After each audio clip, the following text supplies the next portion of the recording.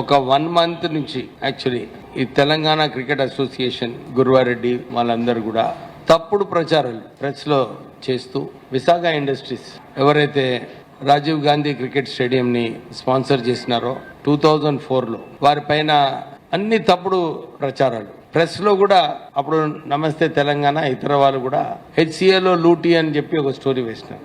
మేము వారికి నోటీస్ ఇచ్చాం, డిఫమేషన్ నోటీస్ కూడా ఇవ్వడం జరిగింది. ఎందుకంటే ఫ్యాక్ట్స్ ఏమున్నాయంటే అప్పుడు ఆ రోజులలో క్రికెట్ అసోసియేషన్ లో పైసలు లేవు, స్టేడియం కట్టాలి. అప్పుడు రాజశేఖర రెడ్డి గారు ఉన్నప్పుడు మా అన్న వినోద్ గారు వారు మాట్లాడి ఆ రోజులలో ల్యాండ్ కూడా హైదరాబాద్ క్రికెట్ అసోసియేషన్ కి ఇప్పించడం జరిగింది. శివలాల్ యాదవ్ గారు సెక్రటరీ ఆఫ్ ద అసోసియేషన్ ఉండే చాలా చోట్ల తిరిగారు, ఇంక్లూడింగ్ మీటింగ్ సోనియా గాంధీ గారు ఆ రోజులలో 2004లో యూపీఏ ప్రభుత్వం ఉండింది. ఎవరైనా స్పాన్సర్ వస్తే బాగుంటుందని చెప్పి ఆ రోజులలో ఇండియన్ ఆయిల్ కార్పొరేషన్ నుంచి నిధులు తేవడానికి ట్రై చేయడం జరిగింది. కానీ ఎక్కడ సక్సెస్ఫుల్ కాలేదు. అప్పుడు శివలాల్ యాదవ్ గారు మా నాన్నగారు కాకా వెంకటస్వామి గారి దగ్గరికి వెళ్లి ఈ సిటీలో ఒక మంచి స్టేడియం ఉంటే బాగుంటుంది, మీరు మీ కొడుకుకు చెప్పి విశాఖ ఇండస్ట్రీస్ ని స్పాన్సర్ చేయమని చెప్పి కాకా వెంకటస్వామి గారిని వారు రిక్వెస్ట్ చేయడం జరిగింది. కాకా వెంకటస్వామి గారి ఆదేశాల ప్రకారంగా విశాఖ ఇండస్ట్రీస్ కూడా ఏదో మంచి స్టేడియం వస్తుందని చెప్పి స్పాన్సర్షిప్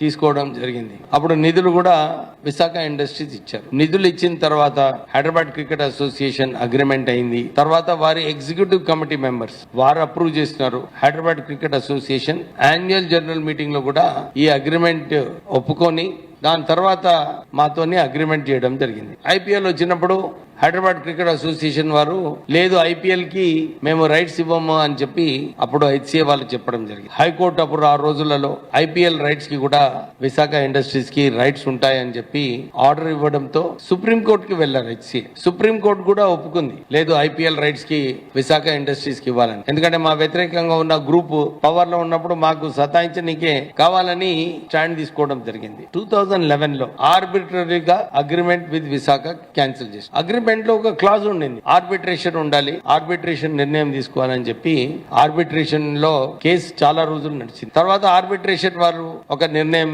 తీసుకున్నారు.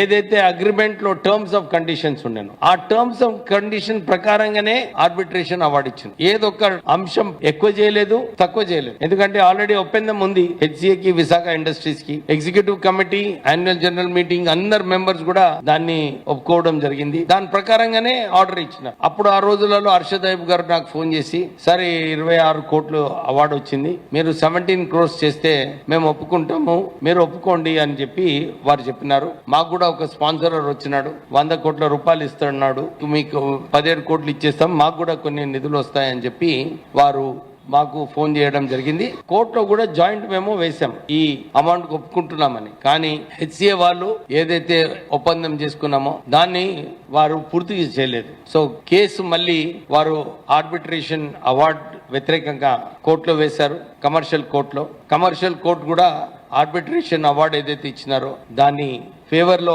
ఆర్డర్ పాస్ చేశారు. తర్వాత మళ్ళీ హెచ్సిఏ హైకోర్టుకు వెళ్ళింది. హైకోర్టుకు వెళ్లి కూడా దీని వ్యతిరేకంగా తీర్పు ఇవ్వాలని చెప్పి పిటిషన్ వేయడం జరిగింది. హైకోర్టు కూడా హెచ్సిఏ వ్యతిరేకంగా Visakha industries in favour high court order ఇచ్చింది. తర్వాత వాళ్ళు సుప్రీంకోర్టుకు వెళ్ళినారు దీని వ్యతిరేకంగా. సుప్రీంకోర్టు కూడా మీరు అగ్రిమెంట్ చేసుకున్నారు, మీరు అగ్రిమెంట్ ప్రకారంగా మీరు తీసేయాలన్నప్పుడు మీరు వారికి రైట్స్ ఇవ్వాలి, 15 సంవత్సరాలు మీరు రైట్స్ ఇవ్వలేదు, ఎందుకంటే క్యాన్సిల్ చేసినారు కదా 2011లో. పోయిన సంవత్సరము మీరు వారికి రైట్స్ ఇవ్వలేదు, మీరు ఈ జడ్జ్మెంట్ ని మీరు ఇంప్లిమెంట్ చేయాలని చెప్పి సుప్రీంకోర్టు కూడా మా ఫేవర్ లో ఆర్డర్ ఇవ్వడం జరిగింది. దాని ప్రకారంగానే సిటీ సివిల్ కోర్టులో ఈ డిగ్రీ ఏదైతే అయిందో విశాఖ ఇండస్ట్రీస్ ఫేవర్ లో దాంట్లో కేసు వేయడం జరిగింది. ఇంకా కేసు నడుస్తుంది. నిధులు అన్ని పేపర్లలో, ప్రెస్ మీడియాలో, సోషల్ మీడియాలో అన్ని చోట్ల నిధులు ఇచ్చేస్తున్నారు విశాఖకు అని చెప్పి దుష్ప్రచారం చేస్తున్నారు. కానీ ఇప్పటి వరకు రాలేదు. దాంట్లో కూడా ప్రిన్సిపల్స్ ఆఫ్ న్యాచురల్ జస్టిస్ అని చెప్పి ఇంకా కేసు నడుస్తుంది దాని ప్రత్యేకంగా. ఈ గురువారెడ్డికి ఇంకా కొందరికి ఒక ఫ్యాషన్ అయిపోయింది. కేవలం పోయి ప్రెస్లో పోయి తిట్టడం ఒక ఫ్యాషన్ అయిపోయింది. ఆల్రెడీ సిబిసిఐడి వాళ్ళు ఎంక్వైరీ చేస్తున్నారు, ఏది కరెక్ట్ ఏది రాంగో అన్నీ చూసుకోవచ్చు రికార్డ్స్ ప్రకారంగా. సుప్రీంకోర్టు డిసిజన్ ఉంది. నిజంగానే సుప్రీంకోర్టు డిసిజన్ రాంగ్ అంటే ఎక్కడ పోతారో వాళ్ళు ఆలోచించుకోవాలి. కానీ కావాలని ప్రెస్లో పోయి సోషల్ మీడియాలో ఇలాంటి ప్రచారం చేయడము ఇది సరైన పద్ధతి కాదు. వారిపైన డిఫమేషన్ నోటీస్ కూడా పంపించినాము గురువారెడ్డికి. వారి వ్యతిరేకంగా సూట్ కూడా వేస్తాం.